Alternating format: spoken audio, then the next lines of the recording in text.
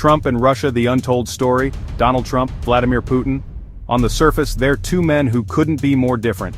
One a spray-tanned reality TV star with a penchant for fast food and firing people on live television.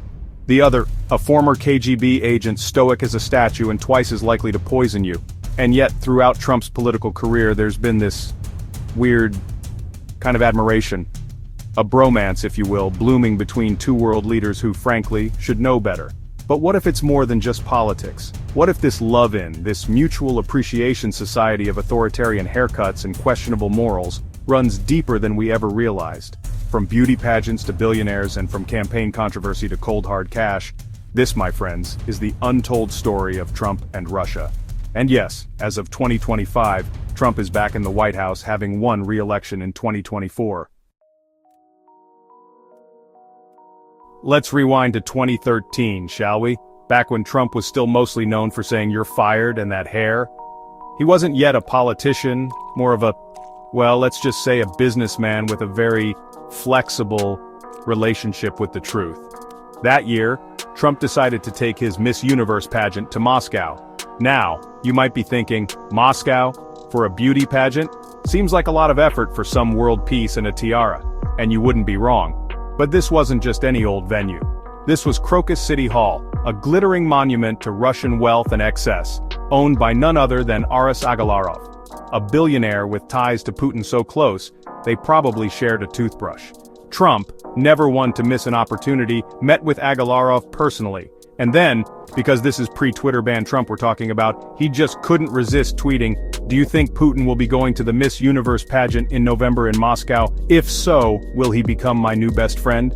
Now on the surface, this might seem like your standard Trumpian word vomit, a bizarre, grammatically questionable tweet flung into the void.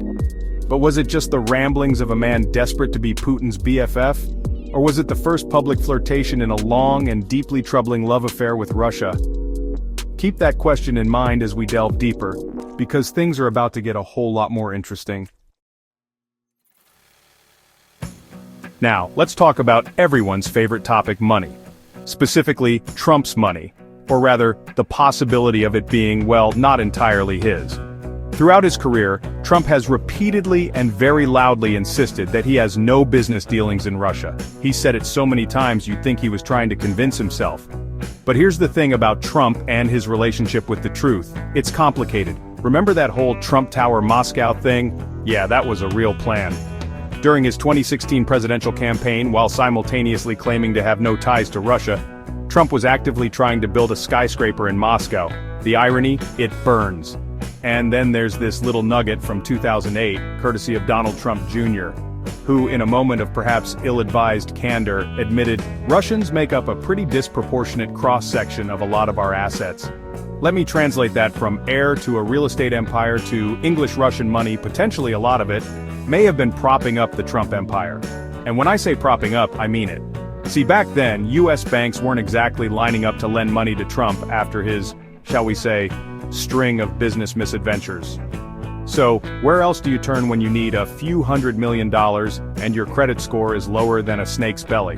Well, if you're Donald Trump, you look east. So, we've got a man who claims to have no business dealings in Russia while simultaneously trying to build a tower there and possibly relying on Russian money to stay afloat.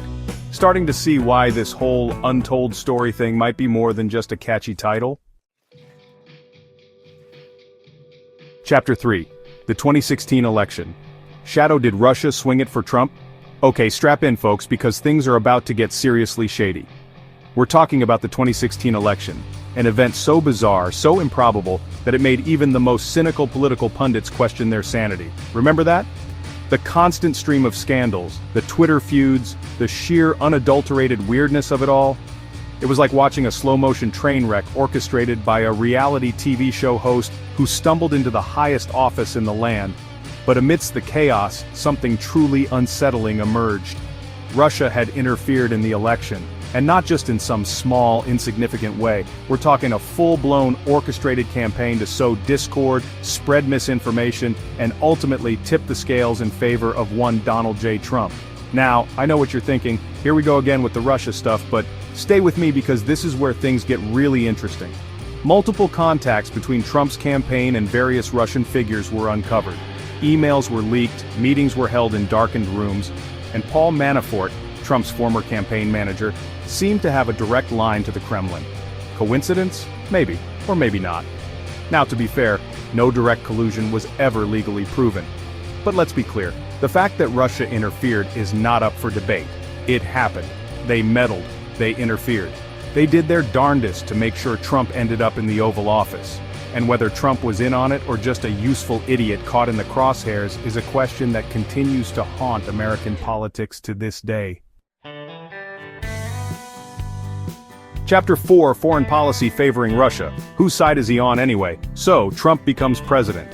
And almost immediately his foreign policy starts looking, well, a bit like a love letter to Vladimir Putin. From day one, Trump's actions towards Russia seemed less like those of a world leader and more like those of a starstruck fanboy who just met his idol. Cyber attacks? Could be anybody, Trump shrugged, despite the overwhelming evidence pointing directly at Russia. NATO, the very alliance designed to counter Russian aggression? Obsolete, Trump declared, much to the dismay of America's allies and the delight of, you guessed it, Vladimir Putin. And then there was Helsinki. Oh, Helsinki. That glorious, cringeworthy spectacle where Trump, standing next to Putin, sided with the Russian leader over his own intelligence agencies on the issue of election interference. It was a moment so baffling, so utterly surreal that it left the world speechless. Well, almost speechless. The criticism was swift and brutal. Compromised, they cried. A Manchurian candidate. But Trump, unfazed, doubled down, praising Putin's strong leadership and dismissing the whole thing as fake news. Even now, in his second term, Trump continues to defy expectations and common sense when it comes to Russia. He's lifted sanctions, shared classified intelligence, and generally acted more like Putin's golfing buddy than the leader of the free world. His supporters, of course, call it strategy. His critics call it terrifying. And the rest of us? We're just left wondering what the hell is going on. Chapter 5. Back in Power, 2025. With Trump back at the helm, what's next for US-Russia relations? Fast forward to 2024. The American people, in their infinite wisdom, decided to give Donald Trump a second chance. Maybe they missed the chaos. Maybe they were seduced by his promises to make America great again. Or maybe, just maybe, they really did want to see what would happen if you put a man who once owned a casino back in charge of the nuclear codes. Whatever the reason, Trump defeated Kamala Harris by a surprisingly comfortable margin, securing 312 electoral votes and cementing his place as one of the most improbable presidents in American history.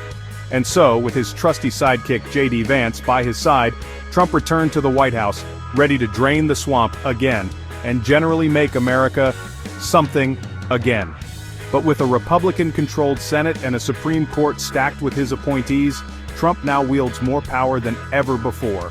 And that, my friends, is where things get really interesting.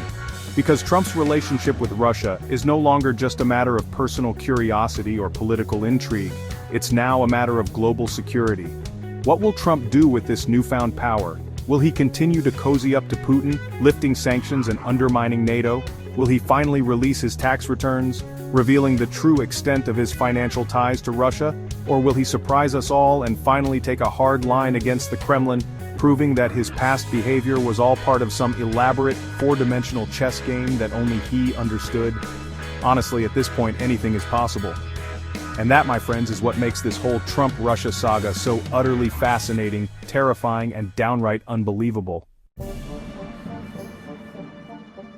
Chapter 6. The Untold Story continues. So here we are, at the end of our journey through the tangled, often bizarre relationship between Donald Trump and Russia. We've seen the beauty pageants, followed the money trail, and delved into the murky depths of election interference. But the question remains, what's behind it all? Is Trump just playing geopolitical chess, using his unconventional tactics to outmaneuver his opponents and secure America's place in the world? Or is there a deeper loyalty at play, one tied to money, business, or perhaps even something more personal? We may never know the full story, but one thing is certain: the Trump-Russia saga is far from over. It's a story with twists and turns we can't even begin to imagine. A story that will continue to unfold long after Trump leaves office. Let us know what you think in the comments, and subscribe to Deep Dive Media for more stories the world's talking about.